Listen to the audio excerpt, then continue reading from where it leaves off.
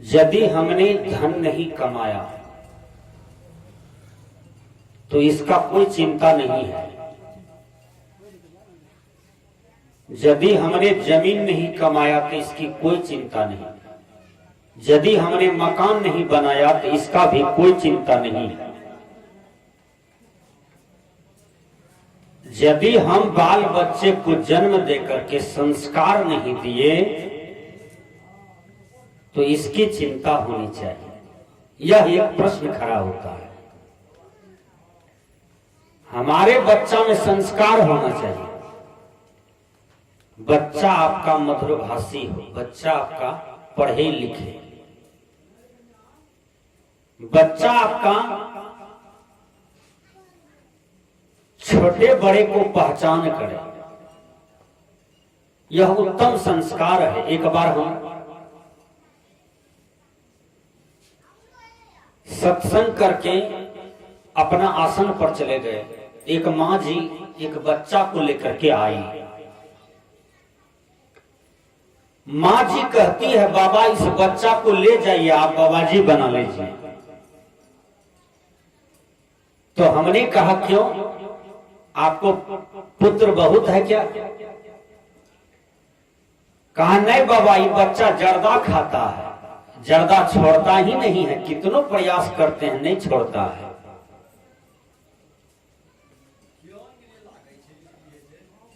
तो मैंने कहा जर्दा कोई बड़ी बात नहीं है, छुड़ाइएगा, 2-4 बार मारिएगा, समझाइएगा, छोड़ देगा। कहा नहीं बाबा, 3 साल से परेशान है, छोड़ ही नहीं रहा।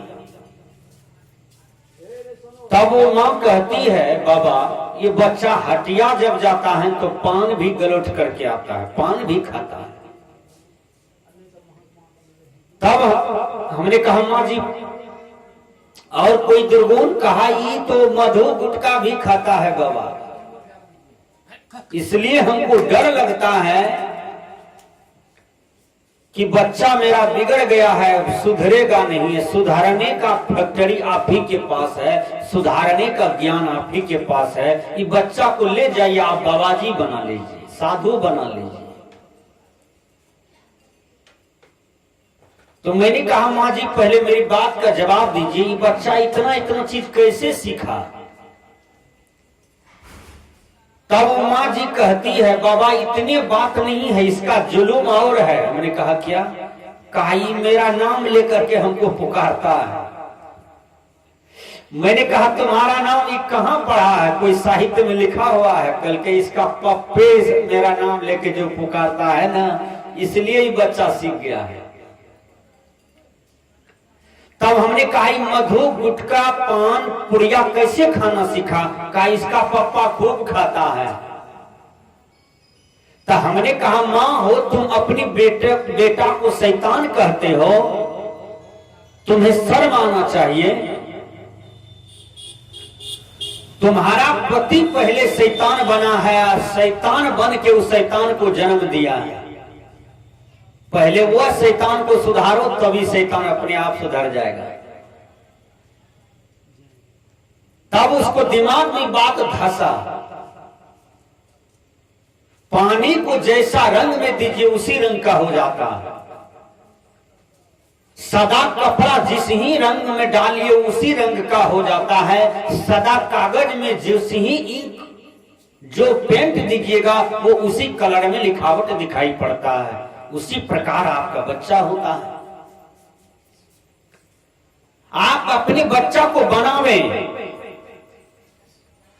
सुंदर लक्ष्य तैयार करें। वो क्या है? उसको एक लक्ष्य दीजिए, बेटा पढ़ो। बच्चा पढ़ रहा है, उसको कहो बेटा तुम क्या बनोगे? तो बच्चा नहीं जानता है, उसको बोलिए कि बच्चा बोलो हम राष्ट्रपति बनेंगे देश का। कितना ऊंचा लक्ष्य है। फिर बच्चा को बोलिए बेटा तुम बोलो कि हम प्रधानमंत्री बनेंगे पढ़ लिख करके। फिर उसी बच्चा को बोलिए बेटा बोलो हम अपने राज्य का मुख्यमंत्री बनेंगे। फिर उसी बच्चा को बोलिए बेटा बोलो तुम एमपी बनो, एमएलए बनो, तुम थाना प्रभारी बनो, तुम डीएम बनो, एसपी बनो। ये सुंदर लक्ष्य है, ये ज्ञान दीजिए बच्चा को। ऐसा पुत्र को जन्म न दीजिए कि बनमनखी की चौराहे पर जाए, चाकू मारे और पैसा छीने। ऐसा पुत्र को जन्म नहीं दीजिएगा, नहीं तो आपका 7 पीढ़ी नरक में चला जाएगा, तो नाम बदनाम होगा। दूसरे की बहू बेटियों को बलात्कार करे, ऐसा बेटा को जन्म न दीजिए। दूसरे के धन को छीने, दूसरे के यहां डका डाले, दूसरे का बेईमानी करे। सुंदर पुत्र को जन्म दीजिए, लव कुश के समान,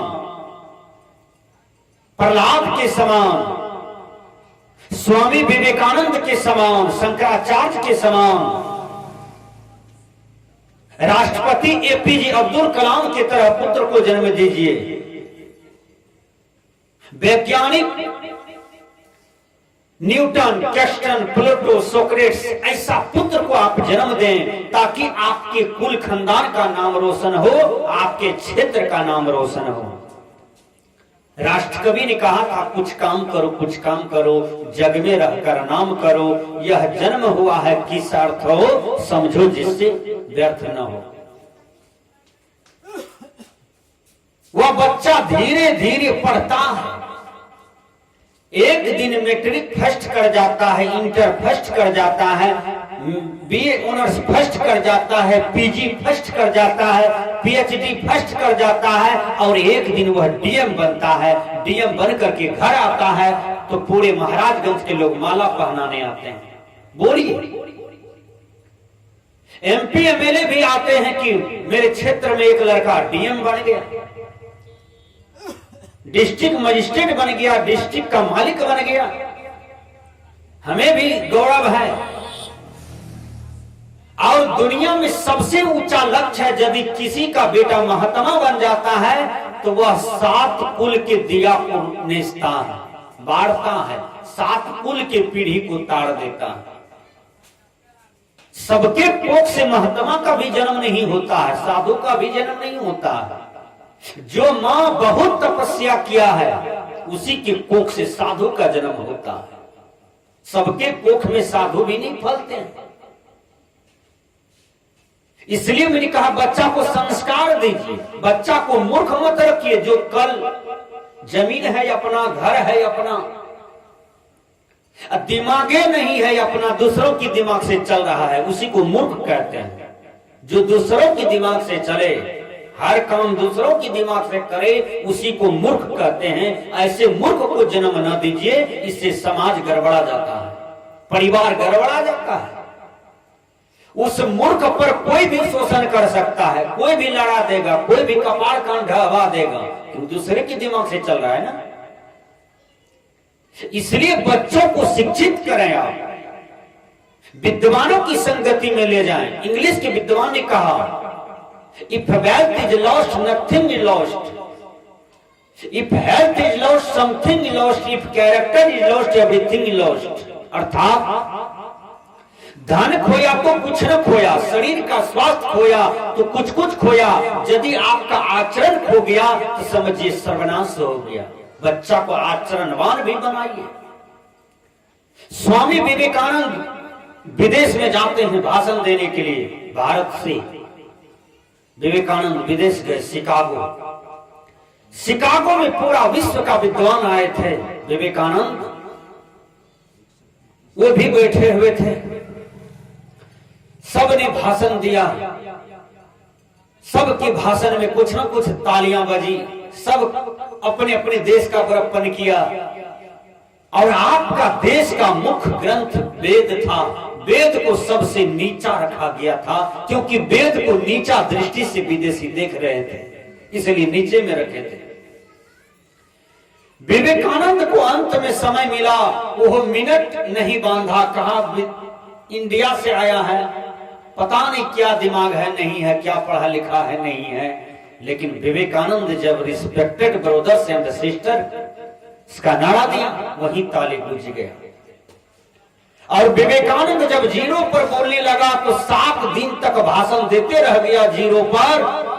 पूरे विश्व में हलचल आ गया, भूचाल मच गया, और भारत माता की जय पूरा विश्व में लहर गया। और आपके देश का झंडा ऊंचा कर दिया विवेकानंद, वो आपके ही लाल थे। वो आपके ही बेटा था। कौन मां जन्म दिया था? कितना तपस्या किया होगा जो विवेकानंद जैसा पुत्र को जन्म दिया। कितना बढ़िया गुरु मिला उसको कि वो अपने गुरु की संरक्षण में रह करके इतना बढ़िया साधना किया कि विवेकानंद हो गए। विचार कीजिएगा, आज विवेकानंद इतिहास में है, विवेकानंद हर विद्यालय में मिलता है, विवेकानंद साहित्य इतिहास में मिलते हैं, विवेकानंद हर चौक चौराहे पर मिलते हैं। क्यों? क्योंकि विवेकानंद ने देश का नाम रोशन किया। और विवेकानंद जब देश आए विदेश से, तो अमेरिका का एक युवती आई परीक्षा लेने के लिए। कहा देखें इसका चरित्र अच्छा है कि नहीं है, केवल वक्ता ही है। तो विदेश से जब युवती आई तो 12 बजे रात में विवेकानंद के कमरा के सामने आती है और कहते हैं, ब्रोदर आप अपना छिटकिनी खोलिए, आपसे हम मिलने आए हैं अमेरिका से। विवेकानंद कहते हैं, अरे तुम अमेरिका से आ गई मेरे लिए? कहा हाँ, आपके बिना दिल नहीं लगा इसलिए आए हैं। 12 बजे रात में अमेरिकन लड़की कहती है, हे विवेकानंद आप संत हैं, आपका तेज जो है, आपका ब्रह्मचर्य जो है, आपका जो ओज है मेरे हृदय में बस गया है। आप जैसा युवक को मैंने इस विश्व में कहीं नहीं देखा, आप में जो मैं तेज देख रहा हूं। इसलिए विवेकानंद आप हमारे माथा पर हाथ दे दीजिए, हमको पत्नी बना करके आप जैसा विद्वान ही हमको जन्म दे दीजिए हमारे ही देश से। विवेकानंद ने कहा, हे बहन ये तुम अपने अंदर में बुरी भावना कैसे ला लिया? तुमको यदि हम पुत्र भी देंगे तो 20 साल लग जाएगा उस पुत्र को देखने में। इस बीच में तुम मर जाओगे का हम मर जाएंगे। इससे अच्छा है कि इसी विवेकानंद के कपार पर हाथ दे दो, इसी को तुम पुत्र मान लो, तो दोनों का काम बन जाता है। ये आपके देश के लोगों ने कहा और उसने चारित्रिक बल को मजबूत किया। फिर इंग्लिश के विद्वान रूसो कहते हैं, good character is the main foundation of life. पवित्र आचरण ही मानव जीवन का स्तंभ होता है। हर युवक अपना मन इंद्रियां को जीत के रखिए, हर लड़की जवान लड़की अपने मन इंद्रियां को जीतिए। आज देखो बड़ी चिंता लगती है कि 4 बच्चे की मां फेसबुक से प्यार किया, दुल्हा छोड़ करके दुल्हा कर लिया है। अब वो दुल्हा लात मारा है, वो दूसरा पति लात मारा है, तो रोड पर भीख मांग रही है। मीडिया पूछा तुम कौन हो? तो कहा हम फेसबुक से प्यार किए थे, ये दूसरा पति किए थे, ये हो हमको धोखा दिया, अब हम कहीं के नहीं हैं, अब देह में डीजल ढार के आग लगाने वाली है। जिंदगी में किसने आग लगाया? आपके जीवन में बाबा में ही लगाए हैं क्या? नहीं। सदगुरु कबीर लगाए हैं क्या? नहीं। ये आपके गलत मन और गलत इंद्रियों का परिणाम है। आपने मन को नहीं जीता, अपनी इंद्रियों को नहीं जीता, इसलिए आपके जीवन में गलत परिणाम आया है। भगवान कृष्ण कहते हैं, अर्जुन ध्यायतो विषयान पुंसः संगः संग अस्ति सुपजायते संगः संगात कामः कामात् क्रोधो अभिजायते। हे अर्जुन, जैसे मनुष्य जैसे कछुआ को ठोकर लगता है, कछुआ अपने अंगों को समेट लेता है, उसी प्रकार जब यह पुरुष को ठोकर लगे किसी महापुरुष ज्ञानी से, तो अपने मन इंद्रियों को समेट लेना चाहिए कछुए की तरह और अपने आप में स्थिर हो जाना चाहिए। स्थित प्रज्ञस्य का भाषा समाधि अर्थस्य केशव स्थिति किम प्रभासित किमासित व्रजेत किमा प्रजहाति यदा कमान सर्वान पार्थ मनोगतान आत्मन्येवात्मना तुष्टा स्थित प्रज्ञस्तदोच्यते। हे अर्जुन, तुम यही प्रश्न करते हो कि जो शांत पुरुष है उसका लक्षण क्या है? तो भगवान कृष्ण कहते हैं, जो आत्मा में अस्थिर है वही शांत पुरुष है, जो आत्मा में संतुष्ट है वो समझो परमात्मा में संतुष्ट है, वही स्थिर पुरुष है। उसका लक्षण है कि वह बिल्कुल अपने आप में अपने स्वरूप में मस्त रहते हैं, यही उसका चाल है। बाबा मिहिर भी संक्षेप में कहते हैं, जो शांति को प्राप्त कर लेता है वो संत कहलाते हैं। सदगुरु अभिलाष साहब जी कहते थे, जो कभी दुखी नहीं होता है वो संत होता है।